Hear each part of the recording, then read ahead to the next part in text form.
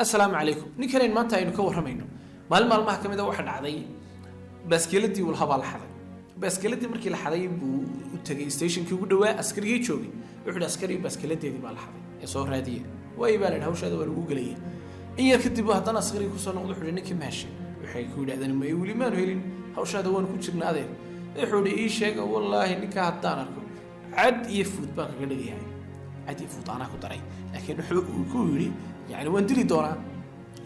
odaygii markaa uu la hadlay askariga haba ku dhaadeen si aad cad iyo fudud ninkii ka xaday aad uga dhigto de waxaad u baahantay inaad tababarato taqaan sida cad iyo fudud dadka looga dhigo war meesha iyada galo ku soo tababaro inankii yara kelmadii saameyn bay ku yeelatay oo wuxuu jeclaystay inuu maanta laga bilaabo feeriyahan halkii uu ka bilaabay feerka iyo feer ciyaarka ilaa markii dambana uu noqday ciyaaryahankii ugu weynaa ee taariikhda adduunka sportska Soomaaliya aanu ma sheegin oo sida ay u sheegaan cadaanka iyo gaalada waxa weeye ninkii ugu weynaa ee taariikhda Soomaaliya sportska hadii lagu weydiiyo waa ninkan yar weey waxa kaaga waramay sheekadii Maxamed Cali Kalay ninkaas waa ninkii daaciga ahaa waa ninkii feeriyahanka waa ninkii caanka ahaa ee dadka oo dhan ay yaqaaneen bal sheekadiisa wax kamid ah aad la yareegtid soo dhaw Mr. Cassius Marcellus Clay. His classic poem, I am the greatest. This kid's got a left. This kid's got a right. If he hits you once, you're asleep for the night. This kid fights great. ninkan isaga ahi wuxuu ku dhashay dalka Mareykanka gobolka Kentucky loo yaqaan 1942 markay ahayd waxa uu ku dhashay qoys hooyadii iyo aabihiiba ay Kristaan yihiin ninkani waxa uu in badan uu la soo koray walaalkiisii ka yaraa ay in badan wada joogi jireen oo ciyaari jireen gurigan ay wada taganayeen waxa laga waramaa ninkan isaga ahi wuxuu soo koray waqtigii cunsuriyada iyo midabta koorka uu samada maray markaas waxa laga waramaa maalin uu tukaan u tagay islaasha ka soo cab markaas ay dadka madowshaha ma sinay baabka noo dhaaf waxa kaaga waramay waqtigii lagu qori jiray meherada dadka madow iyo aydu ma soo wada galayaan meesha waxa la simi jiray dadka madow iyo ayda ayaa la simi jiray ninkan arrintaasi aad bay saameysay arrin kale oo ka daran baa jirto taa saameysay waxa saameysay in yaro 14 jir ma la jaar ahaan jireen ayaa laba nin oo cadaan intay qaateen bay karbaasheen oo ay dileen oo ay ciqaabeen ilaa ka yara u dhintay dabadeedna markii maxkamadii la galay sidii labadii nin loo maxkamadayna maxkamadii waxay tir labada nin ee cadaanka ahi war labada nin waa bari ilmaha yarna may dilin hadda waliba iyagoo labadii nin ee cadaanka ah qirtay in ilmaha yar dileen dhacdada iyada ah xumaanta ilmaha yar loo geystay iyo dawladda oo arrinta iyada ku raacsan cadaanka markuu arkay arrintaasi waxay kaga tagtay nabar weyn oo ilaa isagoo weynaaday aanu ilaabin sidee ayaa ummad dhan oo madow loo takooraya ceebta iyo dambiga lagu haystaan ay tahay midabkooda yar ee madow ninkan isaga ah magaciisa waxa loo yaqaan Maxamed Cali Kalay markii uu islaamayba magaca loo bixiyay laakiin asal ahaantiis magaciisu waxa uu ahaa Cassius Clay Junior ninkani 1900 waxa la sheegay 54kii ayaa uu bilaabay inuu ku tababarto iska caadiya waxa weeye waxa loo yaqaan fair boxingka ama fair ciyaarka xogaaba ku jiray ilaa muddo 6 sano ah uu soo ciyaarayay yeelyarka ayuu la ciyaari jiray koob badan buu soo qaaday magacyo badan buu soo qaaday 1960kii markay gaadheen wuxuu bilaabay in si professional ah uu ciyaaro uu ka qayb gal ciyaaraha waaweyn hadday yihiin qaar caalami iyo hadday yihiin qaar dalka lagu sameeyo intaba ninkan yar waa Maxamed Cali Kalay baan ka waramayay waxa uu noqday ciyaaryahankii ugu weynaa taariikhda hadda aynu joogno ilaa hadda taas la yiraahdaa waa ninkii ugu weynaa ee Soomaaliya waxa weeye sports abka sports oo dhan wuxuu ku caan baxay ninkani wuxuu ahaa nin aan la jabin wuxuu ciyaaray oo uu saftay 60 ciyaarood oo 50 ciyaarood buu badiyay 5 ciyaarood kaliya laga badiyay 50 ka uu badiyay 37 ciyaarood wuxuu ku badiyay waxa loo yaqaan knockout feer uu ku dhufanay ninkuu waxay ayar buu tagay ninkan waqti yar buu noqday maal qabeen magaciisu meel walba uu jiro TV-yada mar walba loogu yeero in yar kadibna ninkii waa buu islaamay diinta islaamka ayaa soo raacay islaamkii markii uu soo raacay waa nin madow isla sidoo kale islaam ayaa waxa la bilaabay in lagu jeesjeeso ninkan isaga ah waxa isu raacay laba arrimood oo khatar ah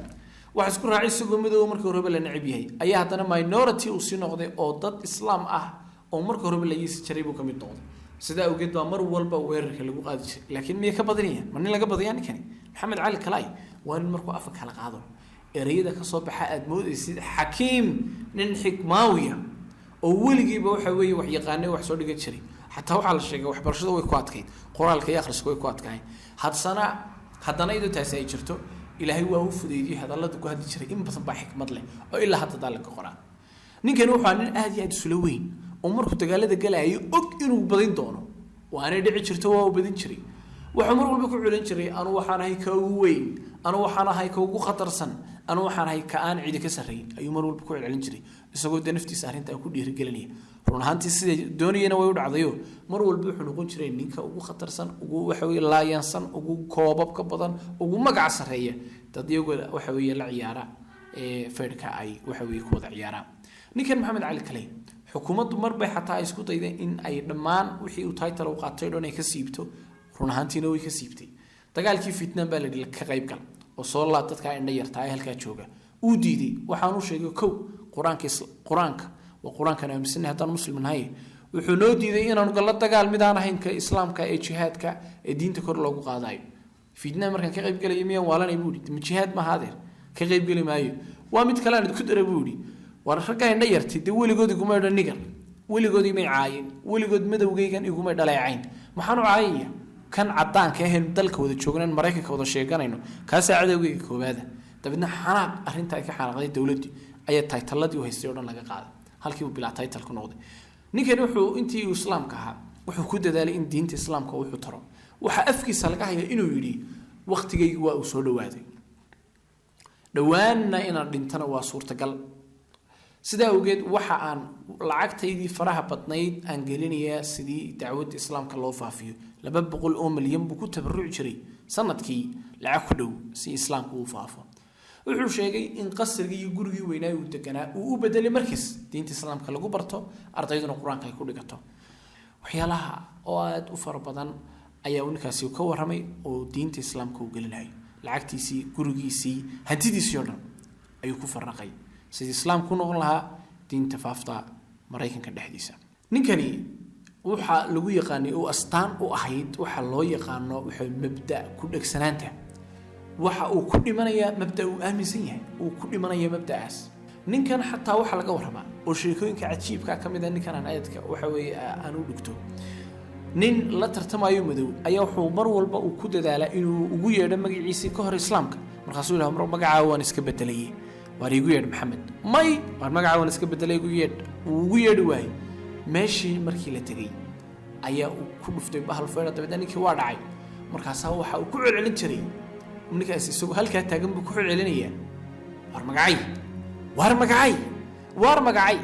markaas waxa noqotay dhacdo aan marnaba la ilaabin dhacdadii maxamed cali kalay isagoo ku dhex jira ring ama meeshii lagu ciyaarayay ninkiina uu lagday uu dushiisana kaliya wariyaa magacay hadda sheeg magacayga